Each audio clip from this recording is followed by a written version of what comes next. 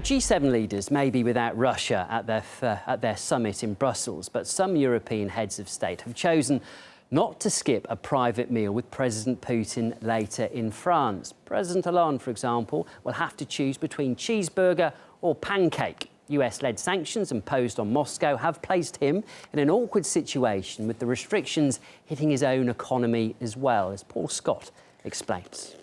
There's going to be one notable absentee from around the dinner table, and that's Russian President Vladimir Putin. Now, he's not been invited after the G8 gathering, which was initially scheduled to be held in Sochi, was cancelled and moved to Brussels. Russia were also sidelined from the event, from the summit. That's why we've got the G7 rather than the G8. But Vladimir Putin will be present 24 hours later when the world leaders gather once more, this time in France, to mark 70 years since the D-Day landings. And this, it seems, has given French President Francois Hollande somewhat of a logistical headache.